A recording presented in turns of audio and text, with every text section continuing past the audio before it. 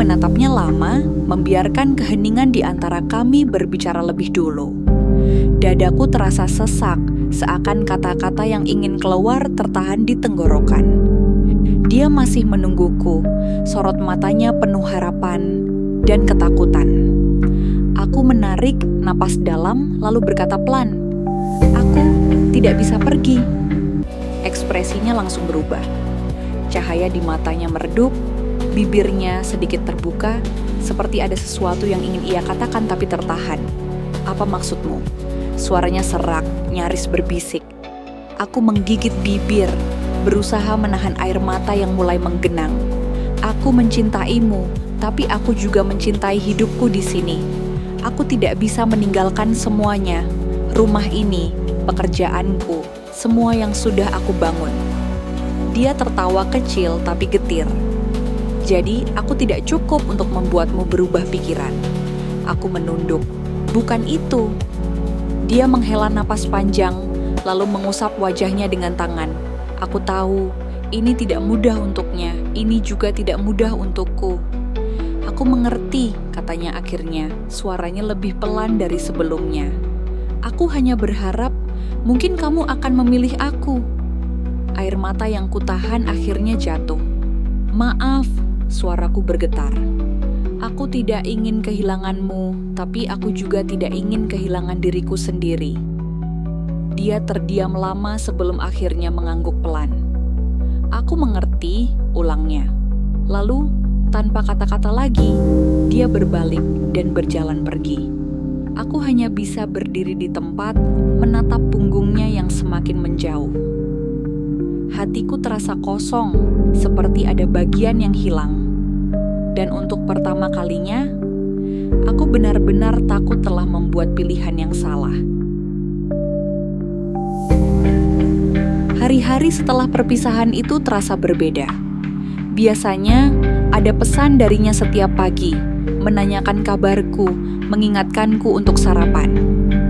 Biasanya ada telepon di malam hari, membicarakan hal-hal sepele sampai kami sama-sama mengantuk.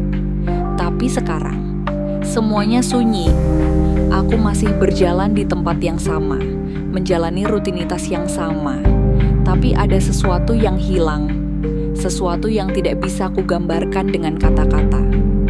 Di tempat kerja, aku mencoba mengalihkan pikiran. Tapi pikiranku tetap saja melayang padanya. Apakah dia baik-baik saja? Apakah dia marah? Atau apakah dia sudah mulai melupakanku? Aku membuka ponsel, jemariku refleks mengetik namanya di kolom chat. Tapi sebelum aku sempat mengirim pesan, aku berhenti. Apa yang bisa aku katakan? "Maaf, aku sudah mengatakannya. Aku rindu, tapi bukankah ini pilihanku sendiri?" Aku menghela napas panjang. Malam itu, aku kembali ke kafe tempat kami biasa bertemu. Meja favorit kami kosong, persis seperti yang aku tinggalkan terakhir kali. Aku duduk di sana, memesan minuman yang biasa ku pesan, berharap ada keajaiban. Mungkin dia akan muncul, duduk di depanku, dan semuanya akan kembali seperti semula. Tapi tentu saja itu tidak terjadi. Aku menggenggam cangkir di tanganku, menatap bayangan sendiri di permukaan kopi. Apakah aku benar-benar telah membuat pilihan yang tepat? Tiba-tiba, suara notifikasi di ponselku membuatku tersentak. Aku buru-buru membuka layar, berharap sesuatu apa saja berdatang darinya. Tapi ternyata bukan. Itu hanya pesan dari Rina. "Apa kamu baik-baik saja?" Aku mengetik jawaban cepat. "Aku baik-baik saja, tapi aku tahu itu bohong." Malam itu, setelah kembali dari kafe, aku langsung merebahkan diri di tempat tidur.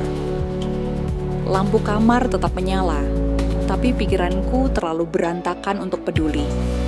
Aku memejamkan mata, mencoba tidur, tapi bayangannya terus saja muncul. Senyumnya, suaranya, caranya menatapku seolah aku adalah dunianya. Aku berbalik, menatap ponsel di samping bantal. Sudah pukul 1 dini hari. Aku membuka chat, men-scroll percakapan terakhir kami. Aku tahu ini menyakitkan, tapi aku tidak bisa berhenti. Lalu tiba-tiba, ponselku bergetar. Aku membelalakan mata. Sebuah panggilan masuk, dan nama yang tertera di layar adalah namanya. Jantungku berdetak lebih kencang. Tanganku sedikit gemetar saat aku mengangkatnya. "Halo," suaraku bergetar. "Henning, aku menunggu." Di seberang sana, aku bisa mendengar suara napasnya. Lalu akhirnya dia berbicara. "Kamu masih di rumah?" Aku mengernyit. "Iya, kenapa?" Lagi-lagi Henning. "Aku di depan rumahmu," darahku berdesir. Aku langsung bangkit dari tempat tidur dan berlari ke jendela. Dan benar saja, di bawah lampu jalan yang temaram, dia berdiri di sana. Hatiku mencelos. Aku buru-buru keluar kamar, membuka pintu rumah. Saat kami saling menatap di ambang pintu, ada begitu banyak hal yang ingin kukatakan. Tapi sebelum aku sempat berbicara, dia menghela napas panjang dan berkata, "Aku harus tahu satu hal." Aku menelan ludah. "Apa?" Dia menatapku dalam, penuh dengan emosi yang sulit ku tebak. "Kamu benar-benar yakin dengan pilihanmu?" Aku terdiam. Kata-kata seperti tersangkut di tenggorokanku. Karena untuk pertama kalinya, aku tidak yakin dengan jawabannya. Aku masih berdiri di ambang pintu. Jantungku berdetak kencang. Dia ada di depanku, menatapku dengan sorot mata yang tajam tapi penuh luka. Kata-katanya tadi masih terngiang di kepalaku. "Kamu benar-benar yakin dengan pilihanmu?" Aku membuka mulut, tapi tidak ada suara yang keluar. Karena kenyataannya, aku tidak tahu apa jawabannya. Dia menghela napas, mengalihkan pandangannya ke bawah sejenak sebelum kembali menatapku. "Aku tidak akan memaksa," katanya pelan. "Aku hanya ingin tahu dari hatimu sendiri. Kalau kamu mengatakan kamu sudah yakin aku akan pergi, aku janji." Suasana menjadi semakin berat. Udara malam terasa dingin, tapi bukan itu yang membuat tubuhku gemetar. Aku menunduk, mencoba mencari keberanian dalam hatiku. Waktu itu, aku memilih tetap tinggal. Aku mulai berbicara, suaraku lirih. Aku pikir itu keputusan yang tepat, tapi aku berhenti sejenak, mengatur napas.